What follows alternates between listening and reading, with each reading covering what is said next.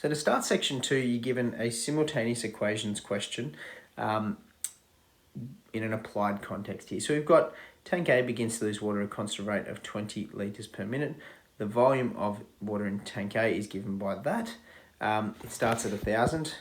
On the grid below, draw the graph of this model and label it as tank A. Well, if I look at that and say, well, it starts off at 1,000, and in every minute it's losing 20 litres. So that means in 5 minutes it's losing 100 litres. That's our scale that's given here on the x-axis. So it's going to look something like that. We could keep dotting those points down. And what we'll find is that after 50 minutes, that's lost all its water. 50 times 20 is 1,000. That kind of makes sense. So it's lost its 1,000 litres. And we'll label that as tank A, where V equals 1,000 minus 20T. You might want to now skip ahead to have a look at the next part of this question, but we're told that tank B remains empty, so it has a volume of 0 for the first 15 minutes, and then gains water at 30 litres per minute. So that would mean in 5 minutes it's gaining 150 litres, or in 10 minutes it's gaining 300 litres. So I'm going to start from there, and over the next 10 minutes I'm going to take it up to 300. Another 10 minutes is going to take me up another 300, 300, and so on.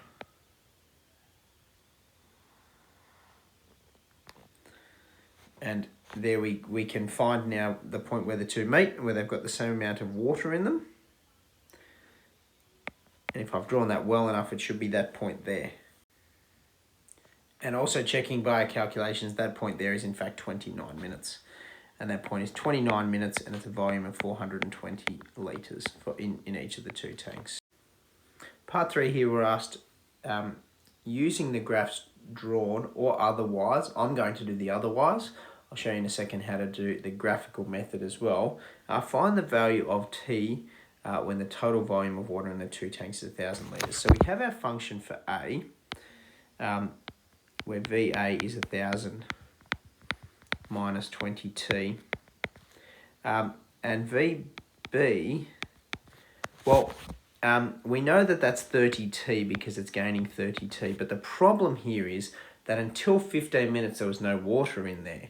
So if you'd imagine this is what our function looked like, what we need to do is pretend like it went into the negative here. Now obviously that doesn't make sense because we can't have a negative volume, but to be able to solve these two simultaneously, we do need to find where it would have been at the start, what its negative y-intercept would have been, as illogical as that is. This we'll create a function for it, we'll create an equation for it that only works when we start from t equals 15 minutes. Now, if we were to track backwards on that, we'd find that it moves 30 in this direction. It moves 15 in this direction because our function can only start at 15 minutes, as we said. So following the gradient along here, for every 1 we move left, we move 30 down. So that means it's going to be 450. So minus 450. So what we want to find now is where the total volume of these two, where VA plus VB is equal to 1,000. Which means that we've got something that looks like this: 30T minus 450 plus 1,000 minus 20T equals 1,000. So we've got 10T plus 550 equals 1,000. 10T equals 450 and T equals 45 minutes. Now, the other time that would be logical to look at and say is, well, when do they both contain 1,000 litres? Well, at the start, our first tank A, was at 1,000 and tank B was at 0. So isn't that another time as well? Right here, when it's 1,000 plus 0, that's 1,000. We're actually told here where T is greater than 0, not greater than or equal to 0. So our time is 45 minutes. The other option was to look at the y values on your two curves on the previous graph and find where they add to be 1,000. It's where tank B is 900 and tank A is 100, and that gives you 1,000. And that was using the graphs drawn. I've shown you the or otherwise here. We've got a sum of a series here with the first term of 4 and a common difference of 6 and a last term of 1354. The thing we have to find here is how many terms there are. There's a couple of ways we could do this. We could go and try to find out what n is by putting that into a sum formula, and we might end up with a quadratic, not a particularly pleasant way to go. However, what we can do is we know that Tn here is equal to 1354. We want to find what n is. So therefore, 1354 is equal to a plus n minus 1d. Well, we can actually sub out some of those pronumerals and get in some values there. So a is 4, d is 6. So what that means is 6n minus 2 is equal to 1354. 6n is equal to 1356. And it means that n is 226. Or that this term here is our 226th term. So that means the sum of those terms, the sum of the 226 terms, is n over 2, 226 over 2, first plus last. That gives me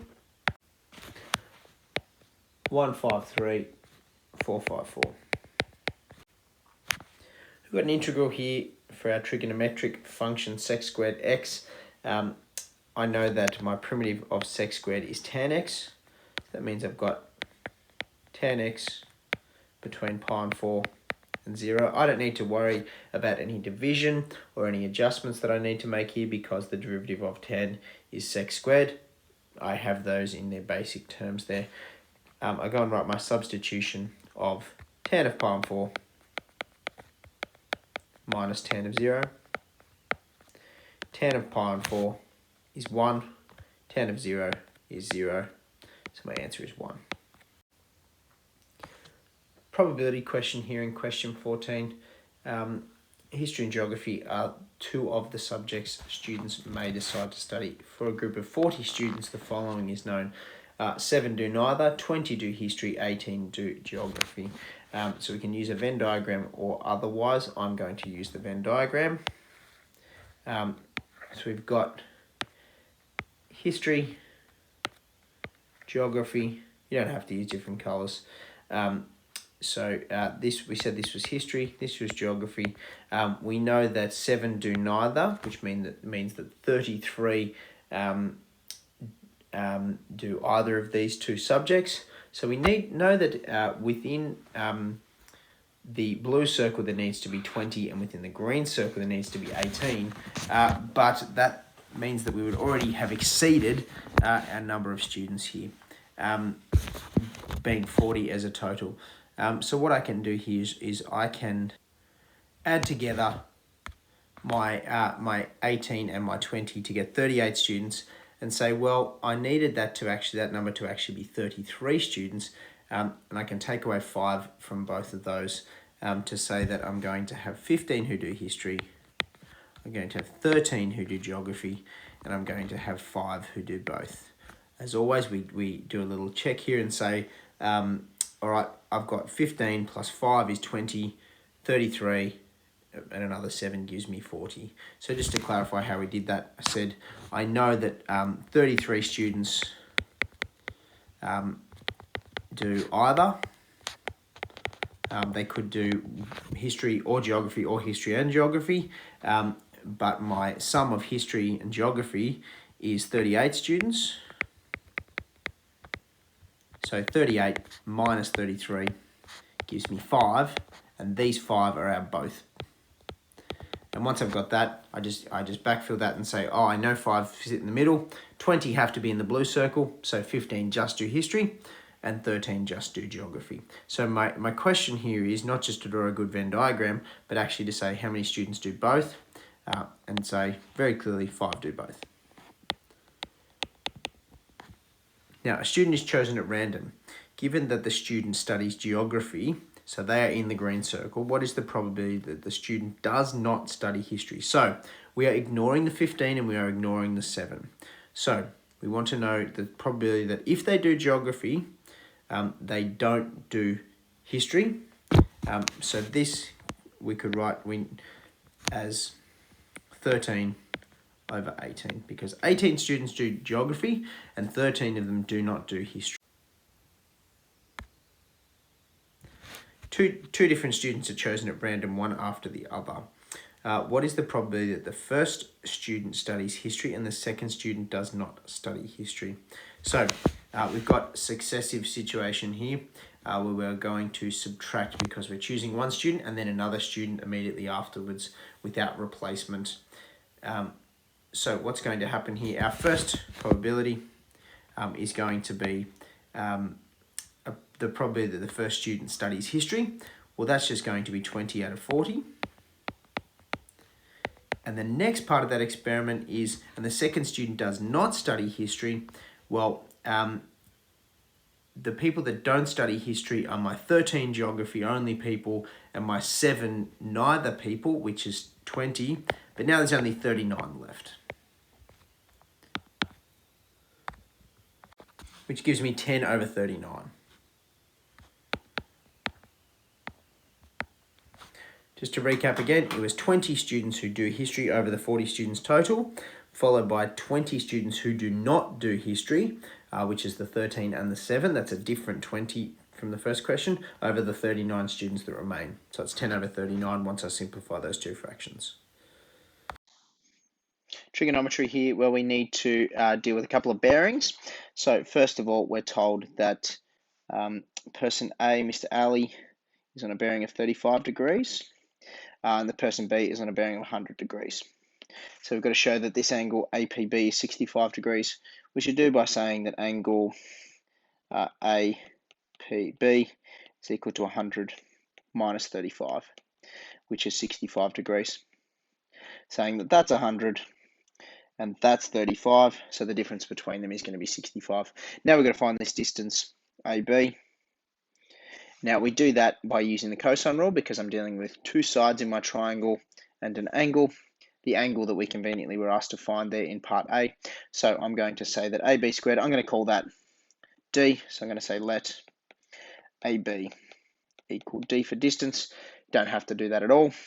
D squared equals 7 squared plus 9 squared minus 2 by 7 by 9 by cosine of 65.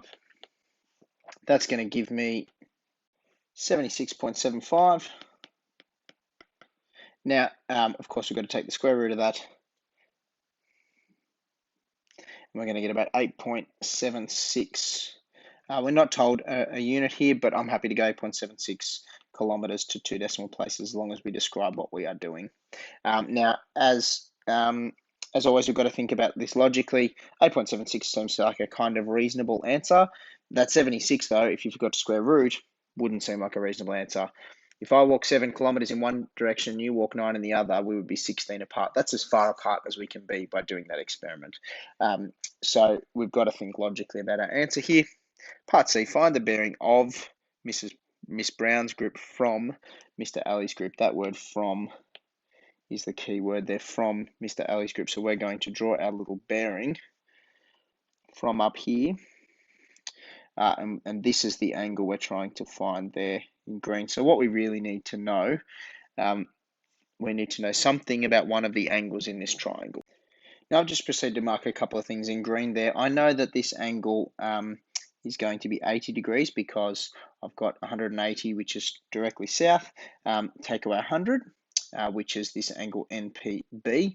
And then using some co-interior angles, I know that this angle here is going to be 100 degrees. So the angle that I've marked with the dot there, that's angle ABP, is going to be the critical one for us to find, because then what I can do is find what this angle here is, marked with an X, by just using either a revolution or a straight line of 180 degrees and finding that value of X, which is alternate to this one here, which means I can find that bearing.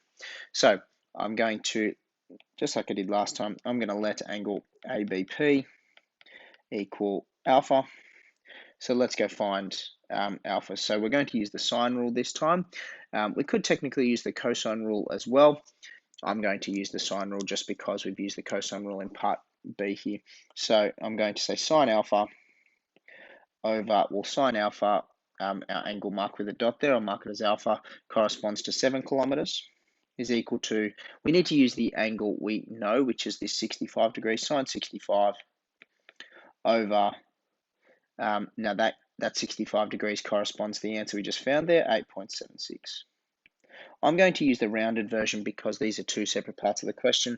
We would gain a tiny amount of accuracy if we were to do so using the unrounded answer.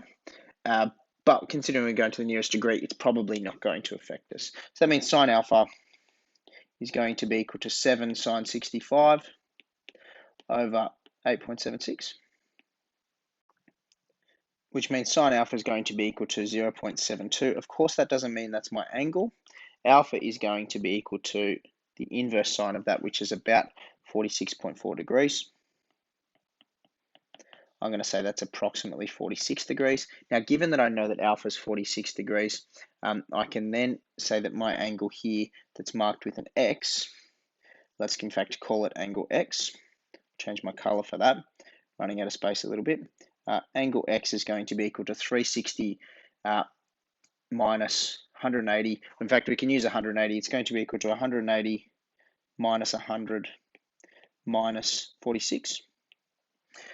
Because that's my two angles here. These two angles here add up to 146. So 180 less that is going to be what angle X is. Now that's going to be equal to 34 degrees, which means that my bearing is actually going to be 180 minus that. Well, in fact, we could have used that 146 to start with. So my bearing is my final answer is 146 degrees. True. Hope we can see where that has come from. But really, it's about me saying once I know that angle X there, that X is the same, and then using the fact that this bearing is what I want, and that is 180 minus that value for X.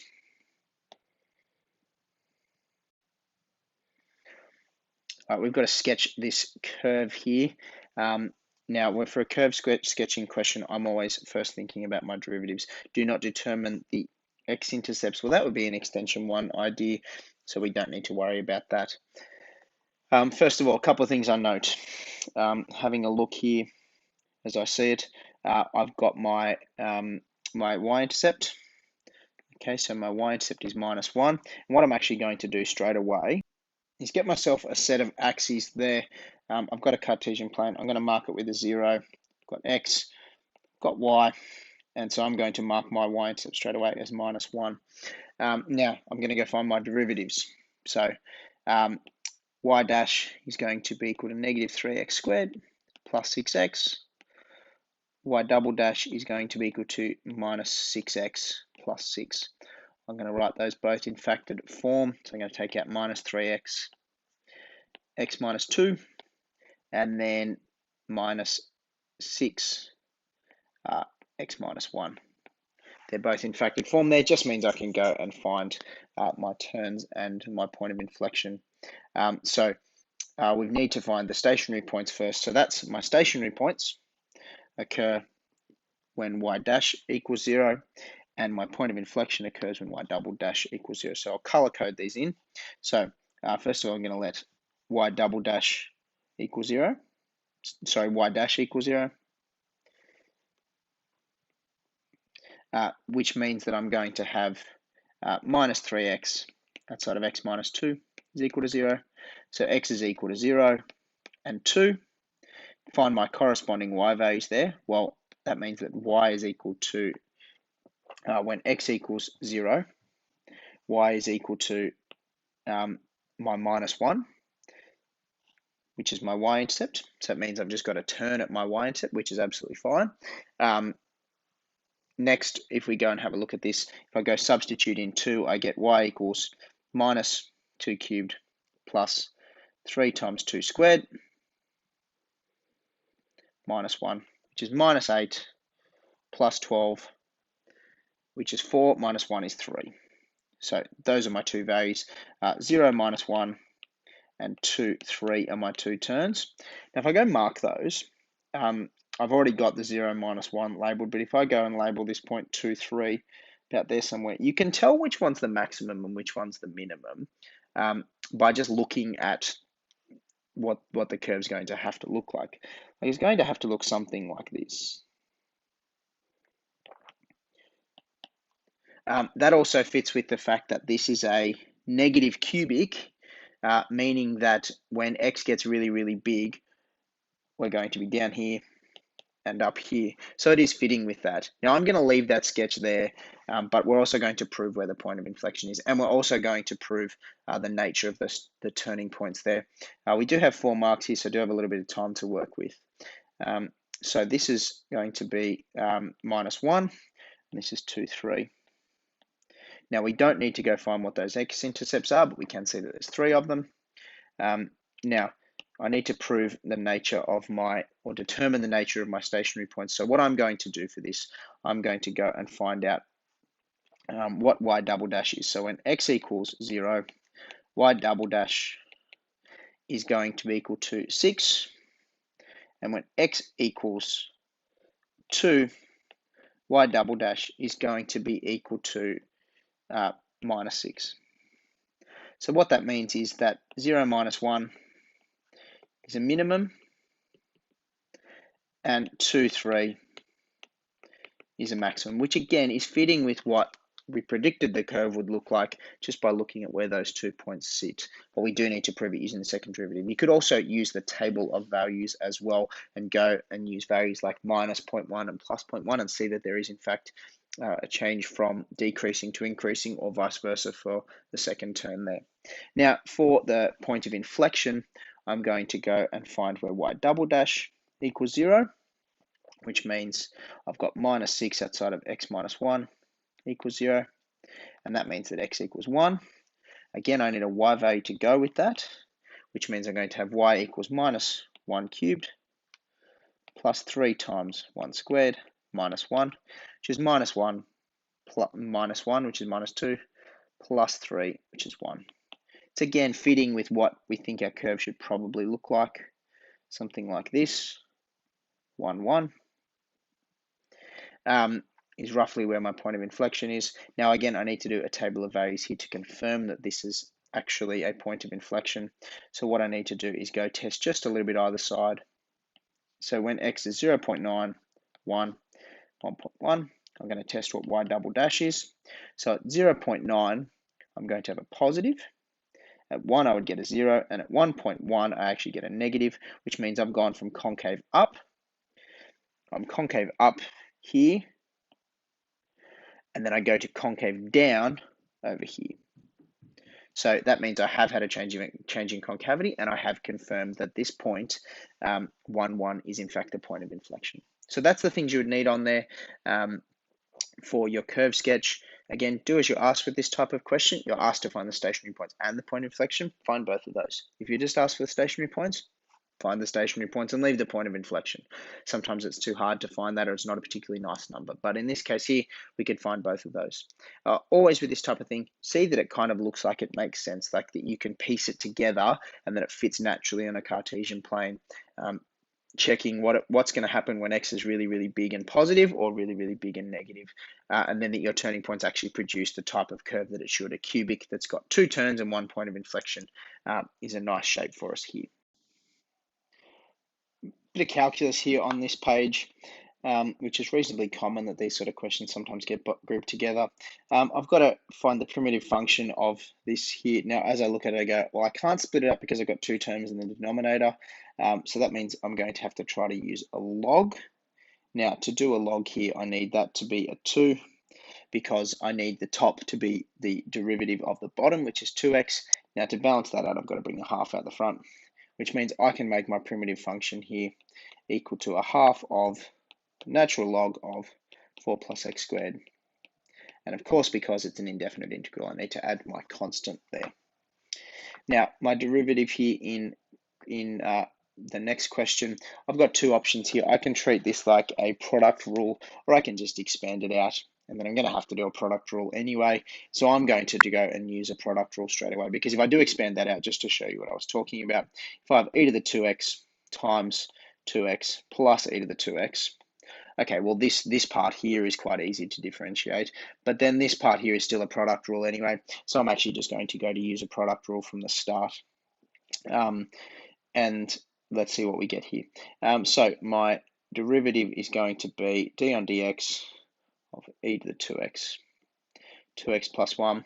I'm going to be doing my VOOV here, where I've got u is equal to e to the 2x, so u dash is 2e to the 2x, and v is equal to 2x plus 1, v dash is 2.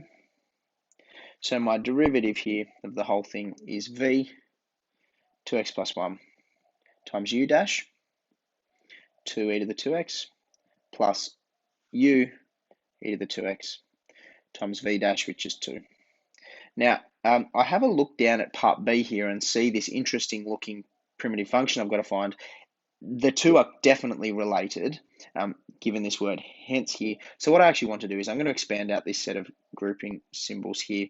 I'm going to get 2x e to the, sorry, it's going to be 4, I'm sorry. That's going to be 4. 4x, because I've got 2x times 2, e to the 2x, plus 2e to the 2x, plus another 2e to the 2x, which is going to be 4e to the 2x. So what I can then do is I can actually take out a common factor there, and I'm going to take out e to the 2x. I'm actually going to take out 4e to the 2x, and then it's going to be x plus 1 inside the brackets. Now, the reason I have done that is because what I've now got is a situation where this is essentially the same as this, but I've got that 4 hanging around in there. So much like we did with question 17 there, where I adjusted the coefficient of something to make it suit what I needed, if I then go turn this question into 4e to the 2x outside of x plus 1 to find my primitive, well then I could just go and rewrite it like this, e to the 2x, 2x plus 1, because what I'm essentially doing is taking it from here back up to there using my antiderivative. How we got there was just using what we found to be our derivative. Now I can't just go and do that straight away because I've still got this, I've got this 4 that I've added in. I can't just put in a 4 there because I feel like it. So what I've actually done is I have gone and I've multiplied by 4, so therefore I have to divide by 4. And so my whole answer here has to be put over 4, or I can put a quarter out the front like this. Don't do both those things, do one of them, not the other. I'm going to leave it all over 4, and then of course I've got my plus c because it is an indefinite integral. So again, what I've done here is I've made my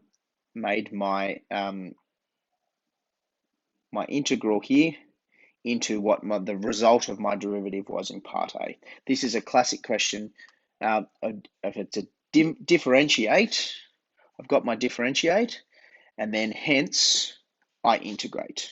Okay, differentiate and hence often ends up, we use the answer from one to find the other.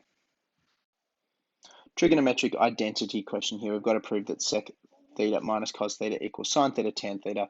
I'm going to start with knowing that sec theta is equal to 1 on cos theta, and see where that leads me. So I've got 1 on cos theta, my left-hand side, sorry, is equal to 1 on cos theta minus cos theta on 1.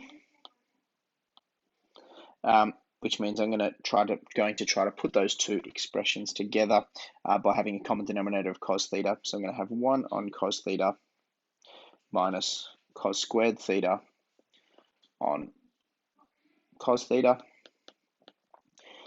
1 minus cos squared theta over cos theta. 1 minus cos squared theta is sine squared theta, so I've got sine squared theta over cosine theta, not squared theta, sorry. Now, what I'm now going to have to be a bit creative with is to try to look at my right-hand side and see where that leads me. Well, what I want is sine theta, tan theta.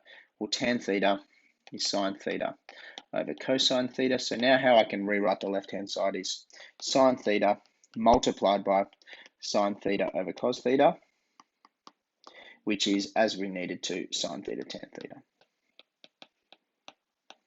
Okay, hope that makes sense. Hope you know, we'll see that our two key identities we are using are these ones, that sec is 1 over cos and that tan is sine over cos. Trapezoidal rule question here, where we've got to go find the distance that the car has traveled. Well, we know that we can use the area under a velocity time function to find total distance covered, which is essentially what this function is representing here. Now, if we didn't quite see that straight away, that's okay. We really are just finding the value of the primitive here. So remember, my trapezoidal rule is first plus last plus 2 times the middles, and that's all multiplied by h over 2. Now, there is a slightly different definition or representation of that, should we say, on the reference sheet. I like to think of it this way, though, which is a little bit how students in standard see it. But if you are using the b minus a over 2 divided by the number of function values, that's absolutely fine as well, as long as you can recognize that this distance here is 1 over 60. That's the height between our values. If you want to split it up and do it a little bit like this as well, where we do our trapezia and do a few different applications of that, that's absolutely fine as well. But what I'm going to do is I'm going to do a single application with, I've got my 6 function values, so therefore I'm going to use, it would be 5 different trapezia if you did want to go and do different applications. So I'm going to say here that my primitive 5 over 60 and 0 of Vt dt is going to be equal to my height, 1 over 60 over 2, my first function value being 60 and my last being 67, plus 2 times the sum of 55, 65, 68, and 70. Now what that's going to give me is 1 over 120. I calculate my value inside the brackets, and that's 643. I go and do 643 divided by 120, and I get 5.3583, which I'm going to one decimal place call 5.4 kilometers.